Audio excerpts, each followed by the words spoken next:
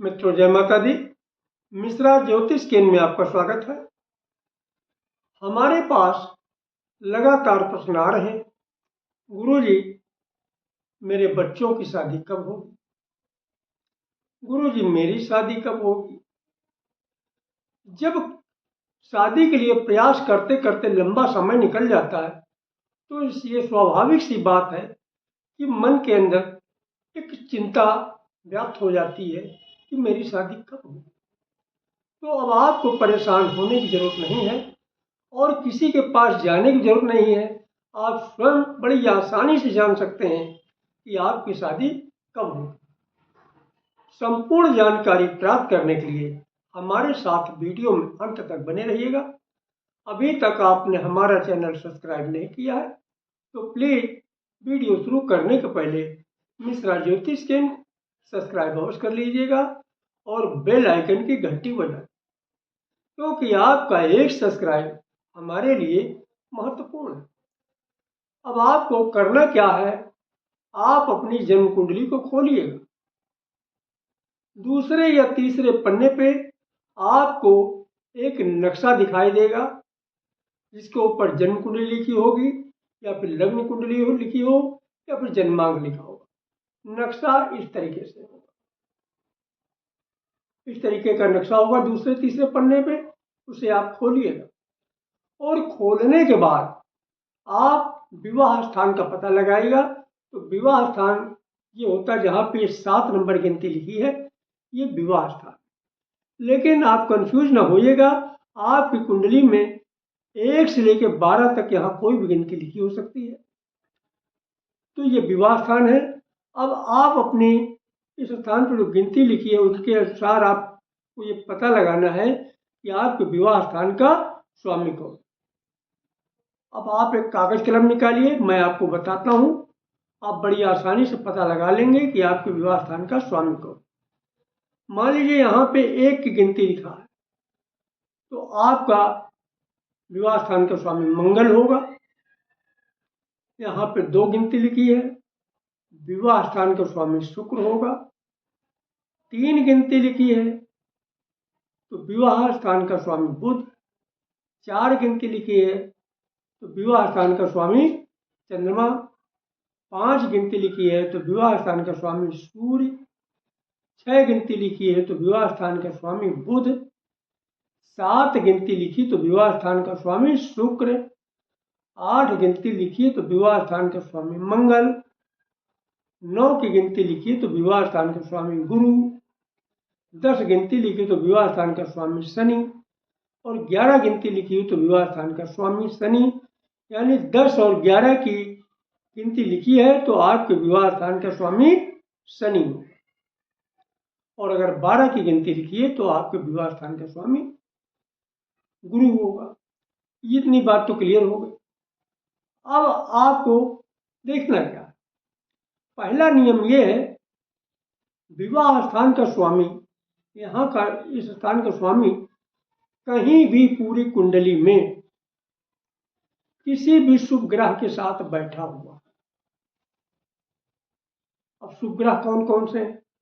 देखिए, शुभ ग्रह चंद्रमा है, बुध है, गुरु है, शुक्र है। विवाह स्थान का यहाँ का स्वामी जो है पूरी कुंडली में कहीं भी चंद्रमा, बुध, गुरु और शुक्र के साथ बैठा हुआ है। जब इनकी दशा या इनकी मतलब अंतर दशा आएगी तब अचानक से विवाह के योग आपके बनेंगे। Number 1 condition. हो सकता है आपकी कुंडली में ये योग न लागू हो पाए। अब आप दूसरा फार्मूला देखिएगा। दूसरा फार्मूला ये है, इस स्थान का स्वामी यानी इस स्थान का स्वामी कि पूरी कुंडली में जिस भी घर में बैठेगा, पूरी कुंडली में जिस भी घर में बैठेगा और जिस घर में बैठेगा उसमें कोई ना कोई नंबर होगा। तो नंबर से आप पता लगा लीजिए कि इसका स्थान का स्वामी कौन है। तो विवाह स्थान का स्वामी जिसके घर में बैठा है उसकी जब अंतर्दशा आएगी तो अचानक से आपके विवाह का योग बनेगा। ये दूसरा फार्मूला है। अन्य अगर ये भी फार्मूला आपकी कुंडली में नहीं लागू हो रहा है तो तीसरा फार्मूला देखिएगा। यहां पे आपकी कुंडली में यानी सप्तम स्थान विवाह स्थान पे आपकी कुंडली का जो भी मालिक है, यानी जो भी मालिक है यहाँ का, इसकी जब अंतर्दशा आएगी तब आपके अचानक से विवाह का योग बनेगा। और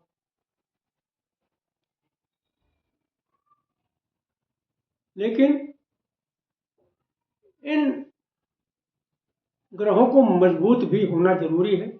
बलवान है आपके ग्रह तो निश्चित ही आपकी शादी होगी। अगला फार्मूला है,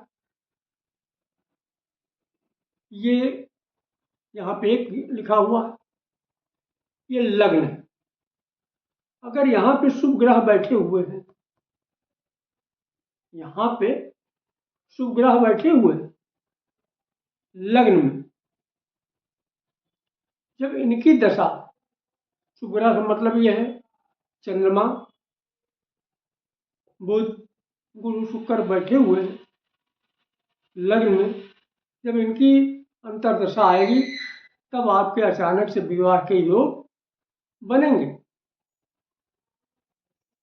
अब आ जाइएगा सप्तम स्थान में, यानी विवाह स्थान जो ये है, यहाँ पे शुभ ग्रह बैठे हुए, जैसे चंद्रमा है, बुध है, गुरु है, शुक्र है। जब इनके अंतर्दशा आएगी तो अचानक से विवाह के योग बनेंगे। अब अंतर्दशा कैसे आप देखेंगे? आप कुंडली को पलटते जाइए, लास्ट में जब 2-3 पन्ने बचेंगे तो आपको विषोत्तरी दशा के नाम से चार्ट दिखाई देगा।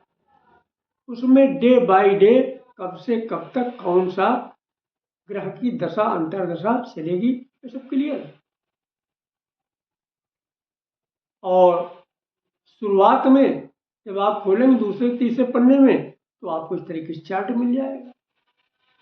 अब कभी कभी ऐसा होता है कि ग्रह की जो है अंतर्दशा भी चल रही, ग्रह सभी शुभ है, लेकिन फिर भी जो है विवाह का योग नहीं बन रहा है। तो होता क्या है, उस पीरियड में ग्रह आपका कमजोर होता है। तो उस पीरियड में जिस ग्रह की अंतर्दशा चल रही है, शुभ ग्रह की, जो विवाह के कारक बन रहे हैं, जो विवाह के योग समय चल रहा है, उस ग्रह की आप जप कर दीजिएगा। जब करवाने से ग्रह मजबूत हो जाएगा, आपका विवाह निश्चित होगा। तो देखिए मित्रों, शादी के विचार के लिए तमाम सूत्र हैं और ये जरूरी नहीं कि सभी सूत्र आपकी कुंडली पर लागू हो जाए।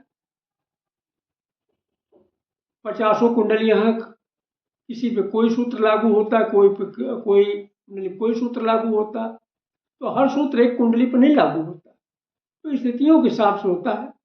इनमें से अगर कोई भी कुंडली सूत्र आपकी कुंडली में लागू हो रहा है तो निश्चित ही आपकी शादी होगी। और आप देखते रहिएगा हमारे अन्य वीडियो, उनमें हम समय समय पे जो है आपको नए नए सूत्र देते जाते हैं। देखते रहिए, संकलन करते रहिए, आप स्वयं एक अच्छे जो है ज्योतिषी हो जाएंगे। तो हमारा वीडियो आपको पसंद आया है, आप हमसे अपनी जन्म कुंडली दिखाना चाहते हैं, तो उसके लिए आप हमारा संपर्क सूत्र इस प्रकार है 9807225523 मिश्रा ज्योतिष केंद्र। हमारी एक मामूली सी फीस होती है, इसे आप हमारी मेहनताना समझ सकते हैं।